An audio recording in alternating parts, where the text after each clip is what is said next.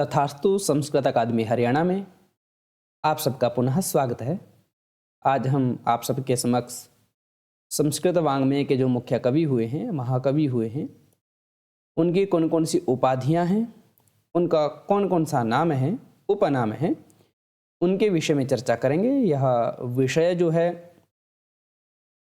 यहाँ से net, GRF, estate इत्यादि परीक्षाओं में बहुत सारे प्रश्न बनते हैं, तो यहाँ से हमारा कोई भी प्रश्न स्किप ना हो, कोई भी प्रश्न गलत ना हो, इस उद्देश्य को लेकर के हम आज इस वीडियो को लेकर के आए हैं और इस वीडियो का लाभ आप सब तक पहुँचे और अन्य विद्यार्थियों तक पहुँचे, इसलिए आपको हमारे इस YouTube चैनल को शेयर करना है, अपने जो मित्रगण हैं उनको बताना है अगर आपको अच्छा लग रहा हो तो चलिए अत्यधिक समय को व्यर्थ न करते हुए अपने इस कालांश को आगे बढ़ाते हैं और जानते हैं कि संस्कृत वाङ्मय के अंदर मुख्य कवियों की कौन कौन सी उपाधियां हैं इस विषय पे।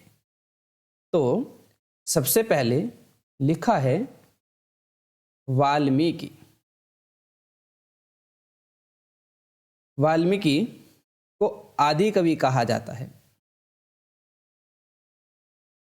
क्योंकि रामायण जो है वह रामायण आदि काव्य की श्रेणी में आता है। तो जो सबसे पहले कवि हुए हैं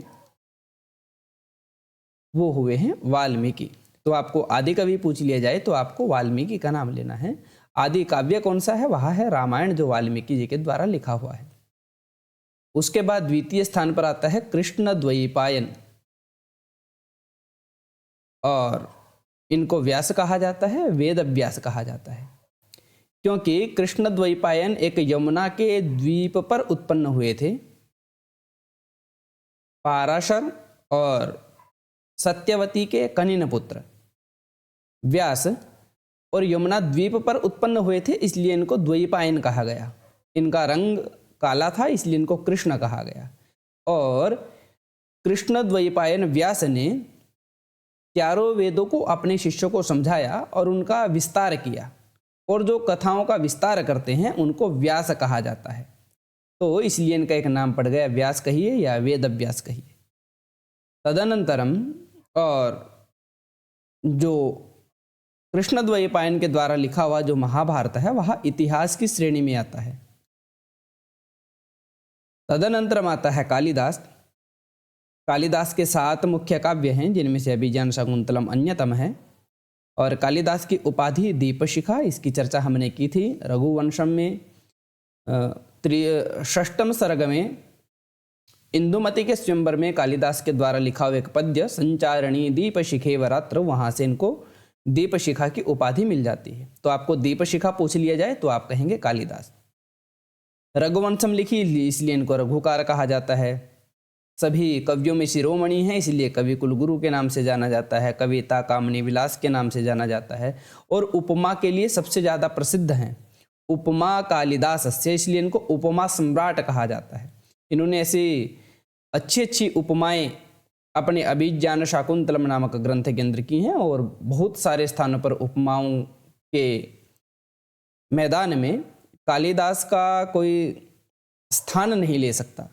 तो कालिदास एक महत्वपूर्ण कवि हुए हैं उपमा की दृष्टि से, और अपनी उपमा की छवि को प्रत्येक व्यक्ति तक पहुंचाने का प्रयास ना कालिदास ने किया है। निर्जीव वस्तु को भी कैसे संजीव बनाना है उससे कालिदास से अच्छा कोई व्यक्ति नहीं जानता है। तदनंतरम आते हैं अंबिका दत्त व्यास।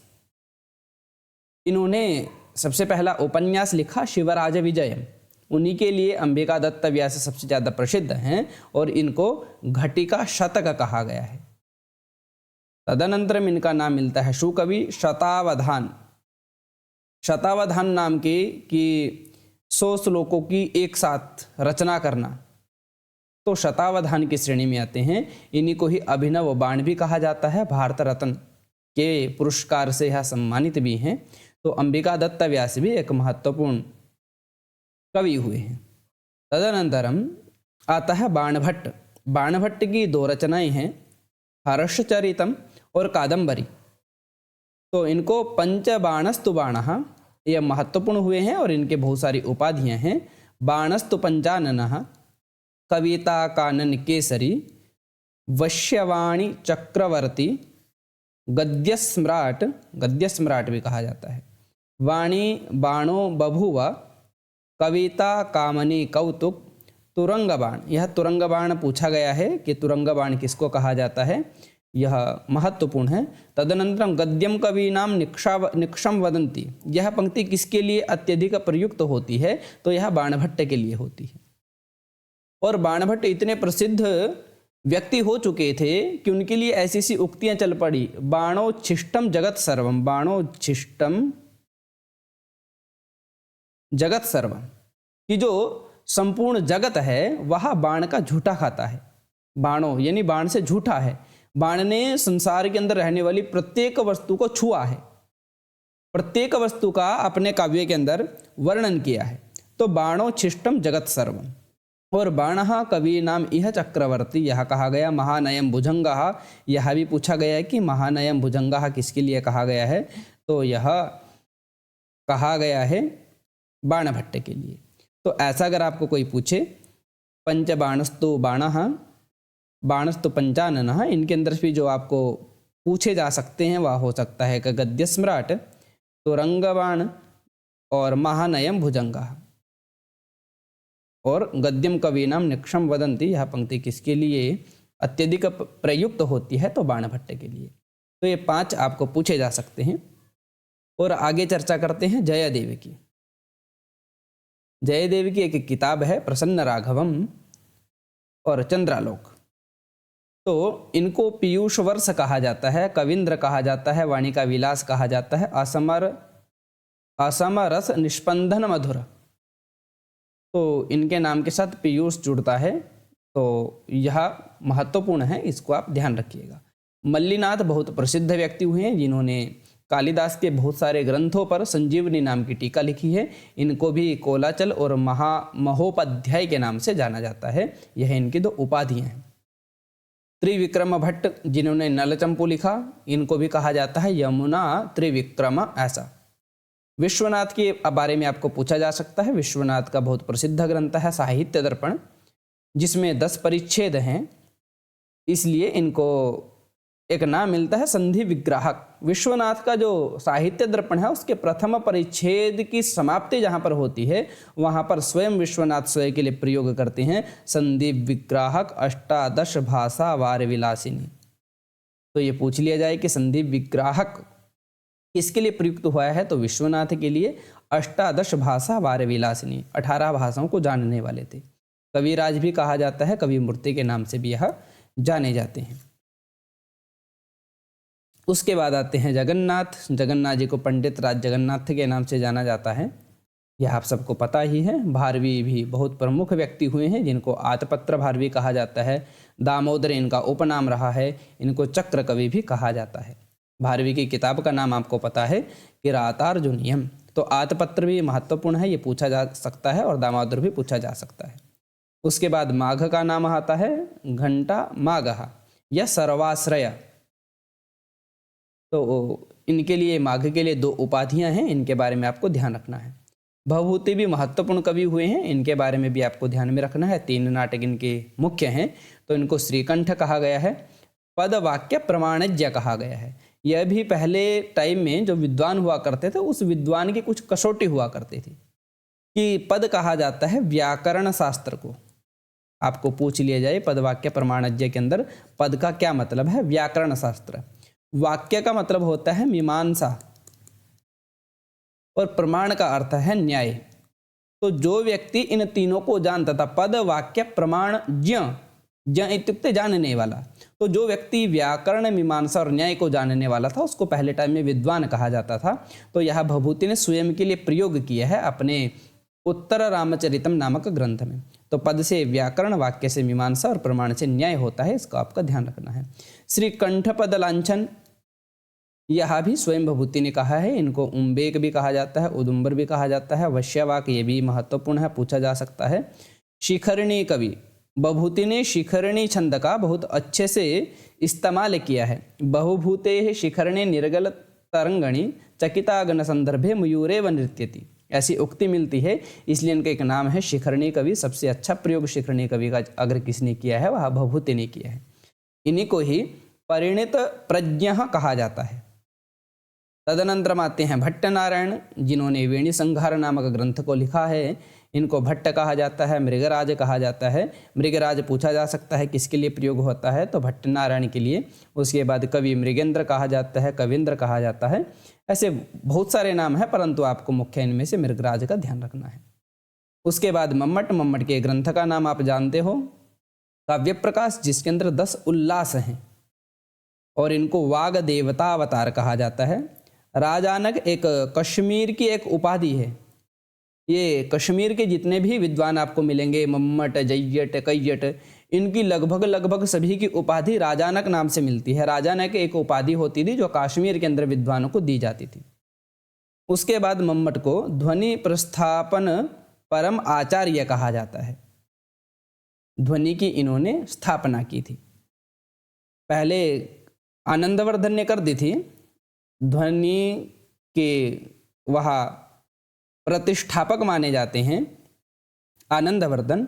आनंदवर्धन के बाद मम्मट ने उसकी पुनः स्थापना की ध्वनि की, इसलिए ध्वनि प्रस्थापन परम आचार्य अगर पूछा जाए तो आप मम्मट का नाम लेंगे, और ध्वनि प्रतिष्ठापक आचार्य अगर पूछे जाए तब आप आनंदवर्धन का नाम लेंगे। ये आनंदवर्धन भी कश्मीर के थे। इनका नाम राजानक मिलता है, सहृदय शिरोमणि भी इनको कहा जाता है।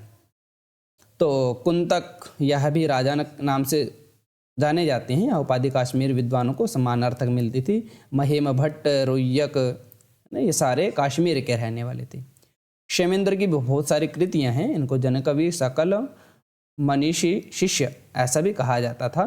तो क्षेमेंद्र के विषय में ज़्यादा आपको नहीं पूछा जाएगा। रोयक और महीभट्ट के बारे में भी नहीं पूछा जाएगा। आनंदवर्धन, मम्मट, इससे पहले जो आपने पढ़े हैं इनके बारे में आप सबको विस्तार से पूछा जा सकता है। उसके बाद आते हैं भास।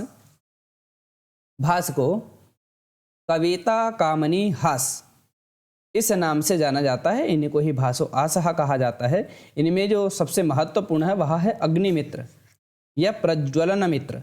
तो अग्निमित्र अगर आपको पूछ लिया जाए तो भास का नाम लेना है। भास के 13 नाटक हुए हैं, उन 13 नाटकों को आपको ध्यान रखना है। उसके बाद आते हैं अश्वघोष। अश्वघोष भी बुद्धचरितम को लिखने वाले हैं और कालिदास से पहले अश्वघोष हुए थे। इनको आर्यभद्र कहा जाता था। इनको बौद्ध भिक्षु के नाम से जाना जाता है क्योंकि इन्होंने बौद्ध धर्म को अपना लिया था। उसके बाद मुरारी आपको पूछ लिया जाए, अनर्घ राघवम ऐसी एक इन्होंने किताब लिखी है। इनको वाल्मीकि महाकवि के नाम से जाना जाता है। बिल्हण हुए हैं। बिल्हण को विद्यापति के नाम से जाना जाता है। हेमचंद्र को कली काल सर्वज्ञ कहा जाता है। अभिनव गुप्त साहित्य के बहुत बड़े विद्वान हुए हैं और जो नाट्य शास्त्र है उस नाट्य शास्त्र के ऊपर इन्होंने अभिनव भारती नाम से टीका लिखी है और आनंदवर्धन की ध्वन्यालोक के ऊपर लोचन टीका लिखी है। यह लोचन टीका बहुत प्रसिद्ध है और इस लोचन टीका के ऊपर बहुत सारे प्रश्न पूछे जाते हैं। आपकी परीक्षाओं के अंदर भी आप देख सकते हो। तो ये मुख्य हमारे कवि थे जो हमारी परीक्षा के अंदर लगे हुए थे और यहाँ से बहुत सारे प्रश्न परीक्षाओं के अंदर पूछे जाते हैं। उसके साथ साथ ही आपको ध्यान में रखना है कि किस कवि को किस नाम से बुलाया जाता है और आप यहाँ से बहुत सारे प्रश्नों को देख सकते हो। ऐसे बहुत सारे और भी कवि हुए हैं, जैसे वाचस्पति मिश्र हुए हैं।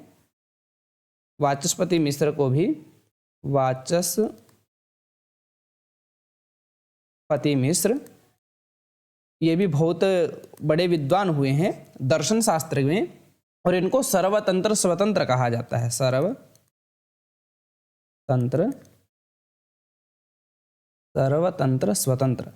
स्वतंत्र।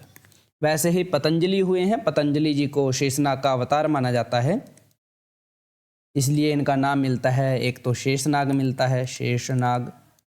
उसके बाद फणिभृत भी बेटा इनको बोला जाता है, फणिभृत। ये मैंने वीडियो इसलिए कट कर दी है कि हाँ मैं लिख पाऊँ। इनको फणिभृत कहा जाता है। नागनाथ भी कहा जाता है, नागनाथ।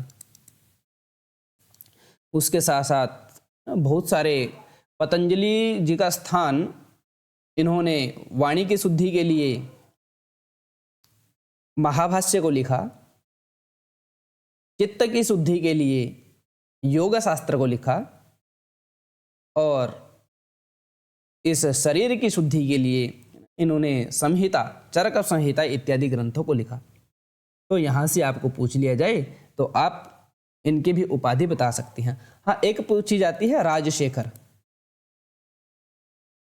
राजशेखर की उपाधि मिलती है यायावर, यायावर।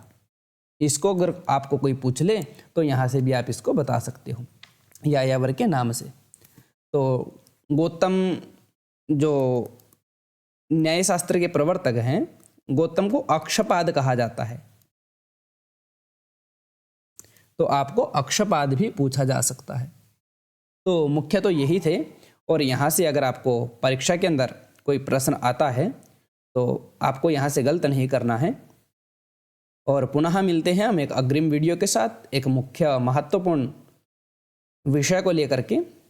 तब तक के लिए सभी को ओम धन्यवाद।